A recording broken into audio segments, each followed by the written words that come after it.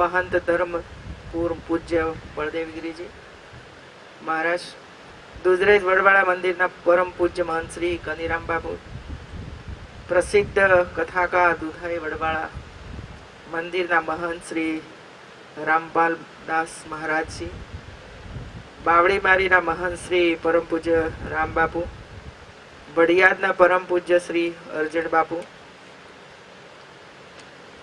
उरू परम पूज्य नामदेव बाबू, जाजावाड़ा धरा महंत परम पूज्य घनश्यामपुरी बापू, गेडिया महंत परम पूज्य नारायणदास बापू, पूज्य संतगण, पूज्य बुवाश्रीओ, समाजना सौ आगेवानो, भारतीय जनता पार्टी सौ पदाधिकारी भाई बहनों, मारा माटे आ अवसर पहलो छे। व्यक्तिगत रूपे घणा बधा संतोने आशीर्वाद लेवानो मोको मळ्यो हशे, परंतु आज एक साथे गुजरातना आवा परम पूज्य संतगणनो दर्शन लेवानो मोको अवसर पहली वार मळ्यो छे। अने एटले हूँ कहीश के हूँ भाग्यशाળી छुं के आप सौना आशीर्वाद मळ्या छे अने आप सौना दर्शन करवानो एक ज स्थान उपर मोको मळ्यो छे। आम तो आ बधाना आशीर्वादथी देश चाले छे भाई, एवुं छे। कोई राजकारणीना कारणे देश न चलतो, पण आ बधाना साधु संतोना आशीर्वादथी आखो देश अने आखुं गुजरात चाले छे। गुजरातनी प्रगति होय तो पण एनी अंदर आपनो एटलो ज फाळो रहेलो छे।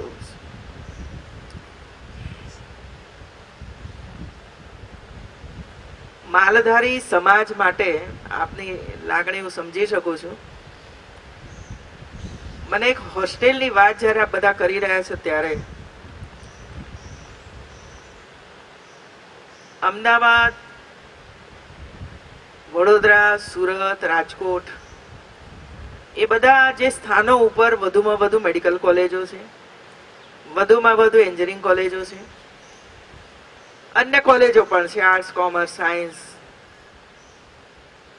आईआईटी, आईएम, ए बधी कॉलेजोनी अंदर समाजना अनेक वर्गोना युवानोने एनी अंदर एडमिशन मळता होय छे।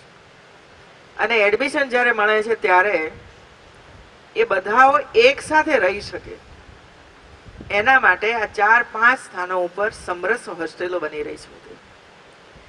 અને એ સમરસ હોસ્ટેલ 1000 કરતા વધારે વિદ્યાર્થીઓ એક સાથે રહી શકે એવી છે। સંપૂર્ણ ખર્ચ રાજ્ય સરકાર ઉઠાવે છે, એનો ભોજનનો, રહેવાનો બધો જ ખર્ચ રાજ્ય સરકાર ઉઠાવે છે। સંપૂર્ણપણે ઓટોમેટિક રસોડું થશે, એમાં ઓટોમેટિક રસોડું, કોઈ વ્યક્તિ રસોઈ નહીં કરતી હોય એવું છે। શુદ્ધ આહાર મળતો હશે વિદ્યાર્થીઓને, કોમ્પ્યુટરની પૂર્ણ વ્યવસ્થાઓ હશે હોસ્ટેલમાં। કોલેજમાં તો હોય જ, પણ હોસ્ટેલમાં પણ રાત્રે કોઈએ 2 વાગ્યા સુધી યા તો 2 કલાક વધારે વાંચવું છે, કોમ્પ્યુટર શીખવું છે, કોમ્પ્યુટર ઉપર કામ કરવું છે, તો એ આરામથી ત્યાં કરી શકશે એવું છે। એવી જ ભવ્ય લાઇબ્રેરીઓ, જે પ્રકારના વિદ્યાર્થીઓ અંદર રહેતા હોય, મેડિકલ ન હોય તો મેડિકલ માટે લાઇબ્રેરી, એન્જિનિયર હોય તો એન્જિનિયરની માટે લાઇબ્રેરી, आईआईटी ना विद्यार्थी हो तो एना माटेनी लाइब्रेरी, एवी संपूर्ण लाइब्रेरी नी पूर्ण व्यवस्था जेथी करीने विद्यार्थीओने आवा पुस्तकों खरीदवानी जरूर ज न पड़े अने त्यां ज एमने स्थानमा पुस्तकों मळी जाय ए प्रकारनी। अने गार्डन ए तो बधुं खरुं ज, एनी साथे बाग बगीचाओ आवा आ जून आ ऑगस्ट महीनानी अंदर या बहु बोलतो सप्टेम्बर सुधीमां आ बधी ज होस्टेलो तैयार थई जशे अने विद्यार्थीओनी एनी अंदर एडमिशन मळशे। एमां मालधारी समाजना पण विद्यार्थीओ हशे, एमां पटेल समाजना पण विद्यार्थीओ हशे अने बधा ज एक साथे रहीने अभ्यास करता हशे। मने पोताने एम लागे छे के अलग अलग क्यांक तालुकामां होई शके होस्टेलो, कारण के बधा कई अहीं नथी भणवा आववाना, पण उच्च कक्षा प्राप्त करनार विद्यार्थीओ ज्यारे एकबीजानी साथे रहता होय ત્યારે માનો કે 25 વિદ્યાર્થીઓ ખૂબ હોશિયાર હોય, 25 વિદ્યાર્થીઓ થોડાક ભણવામાં આપેલા હોય, તો એકબીજાની સહાય કરીને એ લોકો આગળ આવી શકે, શિક્ષિત બની શકે, એકબીજાને મદદરૂપ થઈ શકે, એકબીજાના વિચારો જાણી શકે, એકબીજાના રીત રિવાજો જાણી શકે આની અંદરથી. અને આ જાતિઓના જે બધા ઊભા થાય છે ને, એ ધીરે ધીરે નામશેષ થાય કે આપણે બધા સમગ્ર રાજ્યના છીએ. અને આની અંદર જ્યારે ગુજરાતનો વિકાસ થતો હોય ત્યારે સૌનો સહયોગ એની અંદર હોય, એ પ્રકારનું એક વાતાવરણ આપણા યુવા પેઢીની અંદર આવે, એના માટેનો પ્રયાસ કરીએ છીએ. જે આપ બધા પણ અમને કહેતા હો છો, આપ બધા પણ અમને બધાઓને કહેતા હોય છો કે ભાઈ ક્યાં લડાઈ ઝઘડા ન થાય, શાંતિ જળવાય, આ બધું કરવું જોઈએ. સરકારે પણ કરવું જોઈએ અને સમાજની અંદર પણ આ ન રહેવું જોઈએ. એક આ મારો વાત હતી. બીજું, આપણે ત્યાં સમાજનો એક એક બાળક ભણે એ માટે નરેન્દ્રભાઈ 2001માં રાજ્યના મુખ્યમંત્રી બન્યા ત્યારથી શરૂ થયું એક એક બાળકોને શાળામાં લઈને ભણાવવાનું. હવે એમાં માલધારી સમાજ ક્યાં હતો ભાઈ? ભણવા આવતા જ નહોતા, કારણ કે એ તો બિચારો લઈને ગાયો ભેંસો ચરાવવા માટે જતો હતો. અને એટલે આપણે એક ફરજિયાત કર્યું કે ગામની અંદરના તમામ બાળકો શાળા સુધી પહોંચે. અને આજે આપ બધાઓને ખબર છે કે નહીં મને નથી ખબર, પરંતુ 99.5% બાળકો શાળાઓની અંદર પ્રવેશ પામી ચૂક્યા છે મિત્રો. હવે ઉચ્ચ શિક્ષણ ક્યારે મળે કે પ્રાઇમરી તો પૂરું કરવું પડે. આ વર્ષે આપણે એટલો પ્રયાસ કર્યો કે 9મા ધોરણની અંદર 8મું ધોરણ પાસ થઈ જાય ત્યાર પછી 25% બાળકો શાળામાં નહોતા જતા. કેમ? તો નજીકમાં સ્કૂલ ના હોય, કોઈ વ્યવસ્થા ના હોય. તો આપણે દીકરીઓ માટે સાયકલની વ્યવસ્થા કરી, આપણે આપી દીધી સાયકલો બધાઓને, જેથી 2 કિલોમીટર દૂર જવું હોય તો સાયકલ ઉપર આપણી દીકરી જઈ શકે એવું છે. ને 9મા ધોરણની અંદર દરેક જિલ્લાની અંદર આપણે પ્રયાસ કર્યો કે 8મું ધોરણ પાસ થયેલો દીકરો હોય કે દીકરી એ 9મા ધોરણની અંદર ફરજિયાત દાખલ થવા જોઈએ, તો 10મામાં જશે ને. નહીં તો એ પ્રયાસ જ ન કર્યો તો 10મામાં નહીં જાય. 10મામાં નહીં જાય તો પછી 11-12મામાં પ્રવેશ નહીં પામે, તો પછી એને મેડિકલ, એન્જિનિયરિંગ, IIT જ્યાં જવું હશે તે બધા દરવાજા એના માટે બંધ થઈ જાય. તો આપણે આ પણ શરૂ કર્યું કે આખરે વિદ્યાર્થી આગળ ભણવા માટેનો પ્રબંધ કરવો જોઈએ. તો એમાં હાર્ડલી જે નથી મળ્યા, માનો બનાસકાંઠા હોય ને બનાસકાંઠાની અંદર એ લોકો ભણતા હોય, હવે ત્યાંથી ટ્રાન્સફર થઈને બીજે ફેમિલી જતું રહ્યું, બીજા જિલ્લાની અંદર જતું રહ્યું, તો એવા 7-8% જેને કહીએ એવા વિદ્યાર્થીઓ અત્યારે પણ આપણે શોધીએ છીએ કે આ ક્યાં ક્યાં ગયા છે. જેમ મળે છે તો તે સ્કૂલોની અંદર દાખલ કરીએ છીએ. એમ કરીને 90-95% બાળકો 8મામાં પાસ થયા પછી 9મામાં જાય, એના માટેનો આપણા સ્તરેથી પ્રયાસ થઈ રહ્યો છે. એક બીજું, આરોગ્યની બાબત. અત્યાર સુધી આપણે બીપીએલ ફેમિલી કરતા હતા કે બીપીએલ ને બધી સેવા મફતમાં મળે, બરાબર છે. હવે એવા કેટલાય કુટુંબો છે કે બીપીએલ હશે તો બીપીએલમાં નહીં આવ્યા હોય, રહી ગયા હશે. બીપીએલમાં હશે તો સરકારની મફતમાં સેવા મળતી હશે, પણ જેમની આર્થિક આવક એકદમ ઓછી છે, હું આપને એટલા માટે કહું છું કે આપના ત્યાં 50,000, 20,000 બધા સેવકો હશે, ભક્તો હશે. હવે આપણે નિર્ણય કર્યો કે 1,20,000ની આવક જે કુટુંબની હોય એને દર વર્ષે 2 લાખ રૂપિયાનું મા વાત્સલ્ય કાર્ડ મળશે, જેથી કરીને સરકારે જે 50-60 હોસ્પિટલો પ્રાઇવેટ સારામાં સારી હોસ્પિટલો નક્કી કરી છે એ હોસ્પિટલમાં જઈ અને પોતાની સેવા કરાવી શકશે. 1 રૂપિયો સરકાર નહીં લે, જે બિલ આવશે તે પેલા 2 લાખમાંથી કપાઈ જશે. પૂરું પરિવાર એની અંદર આવરી લીધું છે, દીકરો હોય, દીકરી હોય, માં હોય, બાપ હોય, જે હોય તે. અને અત્યારે રાજ્ય સરકારે લગભગ 40 કરોડ રૂપિયા આ મા વાત્સલ્ય કાર્ડની પાછળ બિલો પાસ કર્યા. આપણે એટલા લોકો એનો લાભ લીધો. હવે મારી આપ સૌને વિનંતી છે કે આપના ત્યાં જે કોઈ ભક્તો આવતા હોય એ બધા 1,20,000નું સર્ટિફિકેટ લઈ અને મા વાત્સલ્ય કાર્ડ જો કઢાવી લે તો આપણે કેટલા રૂપિયા બચાવી શકીએ. અને એ કાર્ડ લઈને સરકારી હોસ્પિટલમાં જશે તો એને 50 રૂપિયાની ફી હશે, 50 રૂપિયા એમાંથી કપાઈ જશે. અને સરકાર સિવાયની સારી હોસ્પિટલમાં જવું હશે, એપોલોમાં જવું હશે, જઈ શકશે ભાઈ, અને ઓપરેશન કરાવી શકશે. એક બીજું, હમણાં આપણે શરૂ કર્યું, આ 1 જૂનથી શરૂ કર્યું, ડાયાબિટીસ ટેસ્ટ મફતમાં થઈ રહ્યો છે મિત્રો. દરેક જિલ્લાની અંદર પીએસસી, સીએસસી અને સરકારી જેટલી પણ હોસ્પિટલો છે એ બધાની અંદર જાઓ, ડાયાબિટીસ ટેસ્ટ કરાવી લો. હોય તો ત્યાંથી જ દવા મળી જશે, ત્યાંથી જ સેવા મળી જશે, અને બીજી કોઈ સેવાની જરૂર હશે તો મળી જશે ત્યાંથી વિના મૂલ્યે. બહેનો અને ભાઈઓ માટે કેન્સરનું સ્ક્રીનિંગ થઈ રહ્યું છે અત્યારે. ખાસ કરીને બહેનો તો લાઈનમાં આવી રહી છે સ્ક્રીનિંગ કરાવવા માટે. બ્રેસ્ટ કેન્સર અને ગર્ભાશયનું કેન્સર એવું છે. હવે યુવાન વયની દીકરી 30-35 વર્ષે કેન્સર થાય અને 2-4 વર્ષમાં એની ગુજરી જાય તો પરિવારની દુર્દશા કેવી થાય મિત્રો. અને એટલા માટે આપણે દરેક ઠેકાણે આ સેન્ટરો ઉપર સ્ક્રીનિંગ ટેસ્ટ થયા છે. અને મેં જે આંકડા મેળવ્યા છે, જેટલા થયા હોય એટલાના, તો એની અંદરથી 40-50 બહેનો, ભાઈઓ, કોઈનો મોંનું કેન્સર, તો બ્રેસ્ટ કેન્સર નીકળ્યા. હવે નીકળ્યા પછી એ કયા સ્ટેજે છે, કયા ભાગમાં છે, એ ઉપલી હોસ્પિટલોની અંદર એની સારવાર થઈ રહી છે. એટલે ટેસ્ટ થઈ રહ્યા છે કે સાચા અર્થની અંદર કયા સ્ટેજે છે, અને એનું પણ ઓપરેશનની જરૂર પડશે યા દવાઓની જરૂર પડે છે, તો આપણે મફતમાં એ લોકોના પણ બધી કામગીરી કરી દઈશું મિત્રો. બાળકોનું સ્ક્રીનિંગ થઈ રહ્યું છે. 6 વર્ષથી નાની ઉંમરના બાળકો, 45 લાખ બાળકો આપણી આંગણવાડીઓની અંદર છે. અને એ આંગણવાડીના બાળકોના લગભગ 42 લાખ બાળકોનું સ્ક્રીનિંગ થઈ ચૂક્યું. અને એમાં એકદમ એવા બાળકો નીકળ્યા છે કે જેને જો કાલે હોસ્પિટલમાં ન પહોંચાડે તો કદાચ ન બચાવી શકીએ આપણે. એવા બાળકોને હોસ્પિટલમાં આપણે એડમિટ કરી રહ્યા છીએ. સારામાં સારું ભોજન અપાઈ રહ્યું છે, મા સાથે જાય છે, ત્યાં દવાઓ સારામાં સારી દવાઓ મળી રહી છે, એમને તજજ્ઞ ડોક્ટરની આવશ્યકતા છે તો એ પણ સેવા કરી રહ્યા છે. અને એમાંથી આપણે એને ધીરે ધીરે બહાર કાઢી રહ્યા છીએ. અને ક્યાંક એવા બાળકો છે કે જેને જો સારો ખોરાક મળી જાય 2-4 મહિના સુધી તો એ બહાર નીકળે. તો એવા બાળકોને આપણે દૂધ આપી રહ્યા છીએ, રોજનું 200 મિલીલીટર દૂધ, ફ્લેવર્ડ મિલ્ક, જે આપણે પણ નથી પીતા ફ્લેવર્ડ મિલ્ક.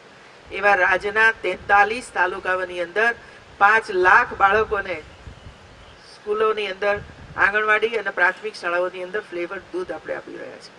મતલબ મારો કહેવાનો છે કે રાજ્ય સરકારની જેટલી પણ યોજનાઓ છે એ યોજનાઓનો લાભ આ સમાજ લે તો, અને ગણતરી એ છે, આંકડા એ છે કે 1 વર્ષની અંદર એક વ્યક્તિને સારવાર પાછળ 7,000 રૂપિયાનો ખર્ચ થાય છે. એક વ્યક્તિ પાછળ 7,000 રૂપિયાનો ખર્ચ આપણે કરીએ છીએ. હવે જો અગાઉથી આ બધું આપણે સ્ક્રીનિંગ કરી લઈએ, છેલ્લા સ્ટેજે કોઈ બેન કેન્સરમાં પહોંચી હોય તો નહીં બચાવી શકીએ આપણે, પણ પહેલા જ સ્ટેજે હશે તો એને આપણે બચાવી શકીશું, ઓછા ખર્ચે બચાવી શકીશું. અને એક બેનને નથી બચાવી શકતા, આખા કુટુંબને બચાવી શકીએ છીએ. કારણ કે એક માં જાય એટલે બાળક અનાથ, મા બાપ કોઈ સેવા કરવા વાળું ઘરમાં ન હોય તો એમની સ્થિતિ કેવી બને એ અમારા મગજમાં હતું. એટલે આપણે આ કામની શરૂઆત કરી. એવા બાળકોને પણ હોઠ તૂટેલા હોય કે પ્લાસ્ટિક સર્જરી કરવાની તો એ કરી રહ્યા છીએ આપણે, પ્લાસ્ટિક સર્જરી વગેરે. વિકલાંગ બાળકો જન્મી રહ્યા છે તો આપણે લેટેસ્ટ સાધનો વસાવ્યા છે કે પગ વાંકો હોય તો તમે એને ક્લિપ મૂકી દો તો એ પગ સીધો થઈ જશે 6-8 મહિનાની અંદર એવું છે. તો એવા વિકલાંગ બાળકોની પણ સંખ્યા ઓછી થતી જાય અને આપણે એક અદ્યતન સેવાઓ એમને આપીએ એ માટેનો આપણો આ બધો પ્રયત્ન છે. હવે આ બધું જે આપણે કામ શરૂ કર્યું છે એ લાભ તો લેવો પડે ને ભાઈ. લાભ લે, કઢાવે, આવે, હોસ્પિટલમાં જાય ત્યારે એને આનો લાભ પ્રાપ્ત થાય છે. પણ મને ખુશી છે કે આ 1 મહિનો લગભગ થવા આવ્યો છે, ત્યાં 30-40% લોકોએ પોતાની હોસ્પિટલમાં જઈને પોતાનું સ્ક્રીનિંગ વગેરે કરાવી લીધું છે. અને જેને નીકળ્યું છે એની આપણે સારવાર પણ શરૂ કરી દીધી છે. તો આ 2-3 વાત આપ સામે મારે એટલા માટે મૂકવી હતી કે આપના ત્યાં અનેક દર્શનાર્થીઓ આવે છે. આપનું એક સૂચન હું કહું એનાથી કદાચ 2% ફરક પડશે, પણ આપ કહેશો તો 100% ફરક પડશે કે ના અમારા બાપ કહ્યું છે, સ્વામીજીએ કહ્યું, મહારાજે કહ્યું, ચાલો જઈ આવીએ અને આપણું આ ટેસ્ટ કરાવી લઈએ તો આપણે આપણા બધાને બચાવી લઈએ. એ જ રીતે પશુઓ માટે પણ આટલું જ કામ કર્યું છે મિત્રો. પશુઓ માટે પણ આટલું જ આ રાજ્ય સરકારે કામ કર્યું છે. આપને બધાઓને ખબર છે કે એક પણ રૂપિયો લીધા વગર ઓપરેશનો મેં તો જાતે જોયા છે. એક એક ગાય કે ભેંસના પેટની માંથી 2 કિલો 4 કિલો 10 કિલો પ્લાસ્ટિક કાઢતા હોય, અંદર હાથ નાખીને ઓપરેશનો કરતા હોય. કોઈ ગાય કે ભેંસ લોખંડ ગળી ગયું હોય તો હવે આપણી પાસે લેટેસ્ટ ટેકનોલોજી છે કે આ શરીર ઉપર આમ ફેરવી કાઢે. જેમ આપણે એરપોર્ટ ઉપર જઈએ તો કેવું ફેરવે છે આમ, એટલે ખબર પડી જાય કે શરીરમાં કાંઈ નથી હોવું. એમ એવું જ સાધન છે કે શરીર ઉપર આમ ફેરવે એટલે એક્ઝેક્ટ સ્થાન બતાવી દે કે આ સ્થાને લોખંડનો ટુકડો પડે છે, તો ત્યાં જ કાપ મુકાય ને ત્યાંથી સીધું એને કાઢી લેવામાં આવે. એટલે સાંજે ગાય ભેંસ ઘરે, એને વધારે ઝાઝો સમય લાગે જ નહીં. આ પશુઓનું બચાવવાનું કામ, માનવીઓનું બચાવવાનું કામ, એક માનવતા ભર્યું કામ, કોઈ પણ પ્રકારનો રૂપિયો ખર્ચ ન કરવો પડે. અને આ કામ ગુજરાતના તમામ જિલ્લાઓની અંદર ગામડાઓમાં અને દરેક કિસાન જેની પાસે પણ ગાય ભેંસ જે છે તે, બકરા હોય તો પણ અને બીજા હોય પશુઓ હોય તો પણ આપણે એ કામ કરીએ છીએ મિત્રો. બીજું એક ગૌ સેવા પસંદગી મંડળની આપણે મને વાત કરી મિત્રો. એમાં તમારા તરફથી નામ મને મળવા જોઈએ કે કોને મૂકવા છે, શું કરવું છે, એ તો તમે આપશો.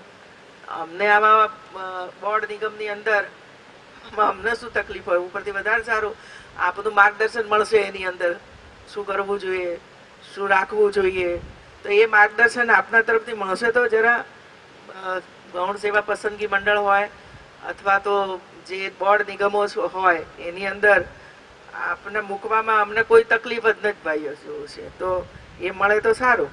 બીજું જે શિષ્યવૃત્તિ મળતી હતી એમાં 1000 રૂપિયાના બદલામાં આપણે 1500 રૂપિયા કરી દીધી છે મિત્રો.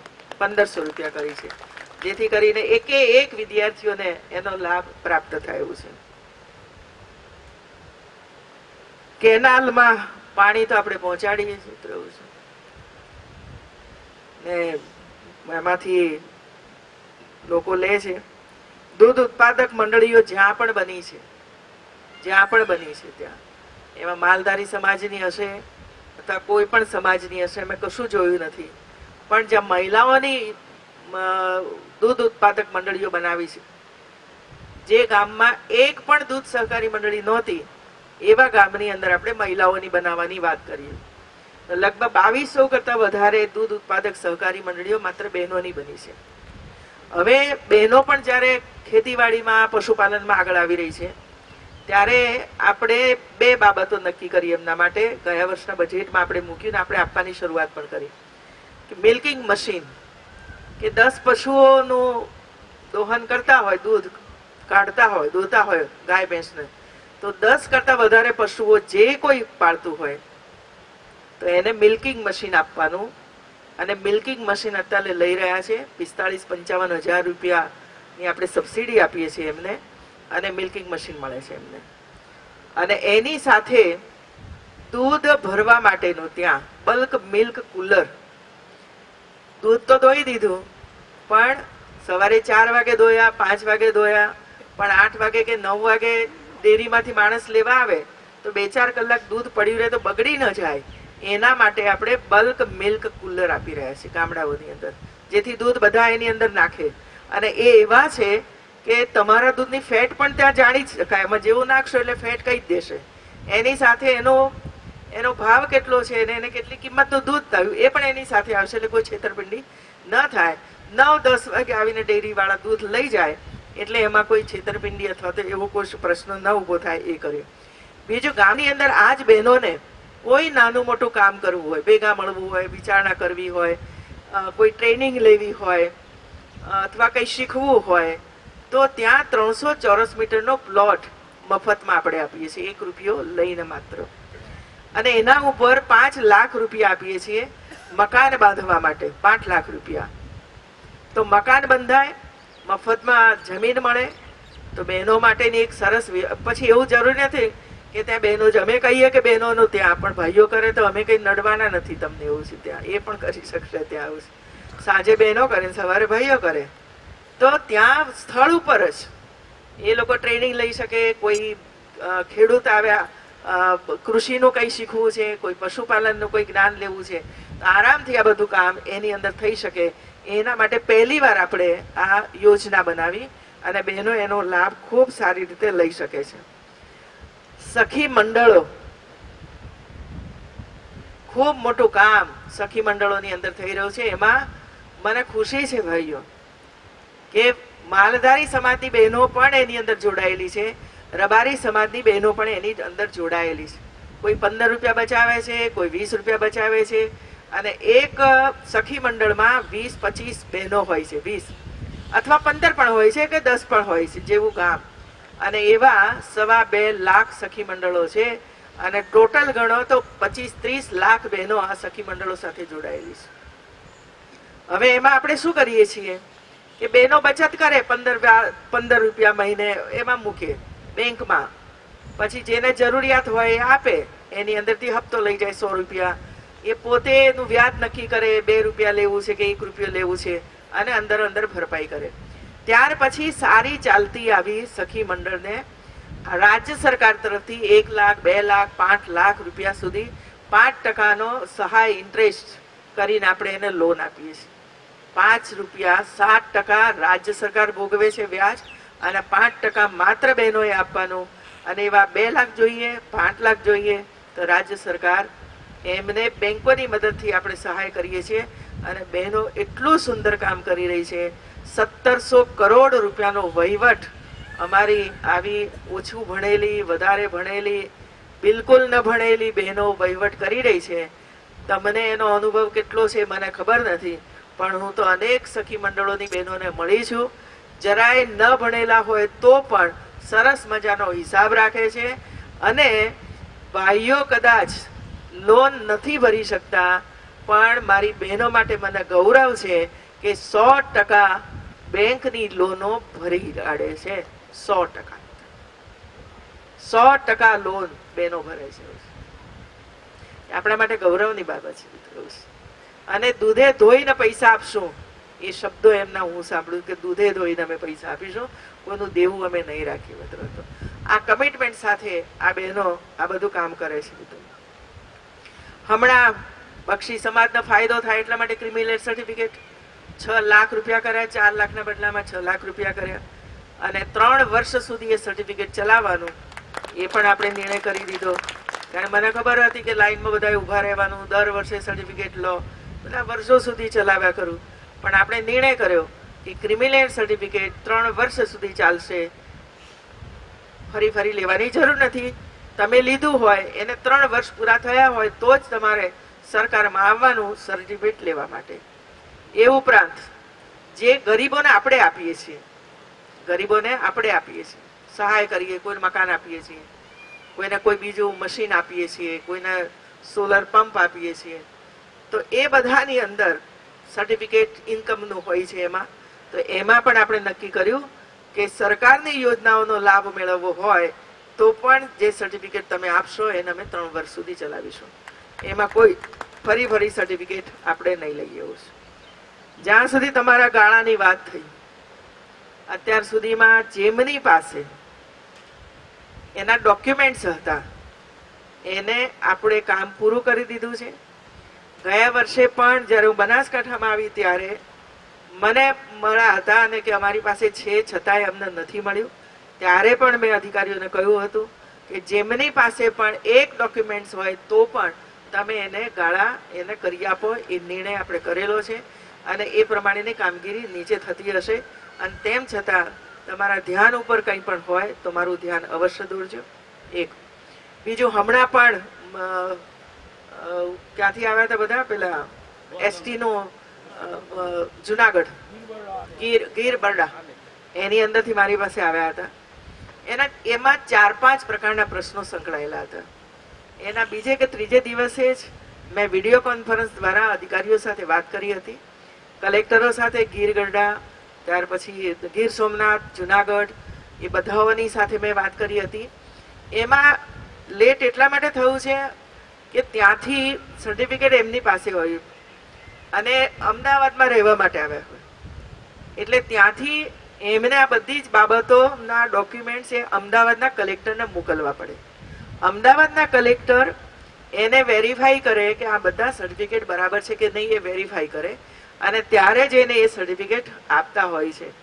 એટલે એ વિષય મારી પાસે આવ્યો હતો એ વખતે જ્યારે મેં વિડીયો કોન્ફરન્સની વાત કરી ત્યારે મેં બેમાંથી એક જ જગ્યાએ વેરીફાઈ થાય, જેથી કરીને આ બધું ડીલે ન થાય એવી સૂચના મેં વિભાગને આપી છે અને વિભાગ એના ઉપરનો સર્ક્યુલર જીઆર જે કરવો પડે એ જીઆર હવે કરશે, જેથી કરીને ઘણા બધાઓને પ્રશ્નો પતી જશે આની અંદરથી. એવું છે. બીજો એક વિષય હતો કે મા બાપ પાસે એસટી નું સર્ટિફિકેટ છે પરંતુ એના પૌત્ર અથવા તો એમને સર્ટિફિકેટ નથી મળતું, એવા પણ પ્રશ્નો આપણી પાસે હતા.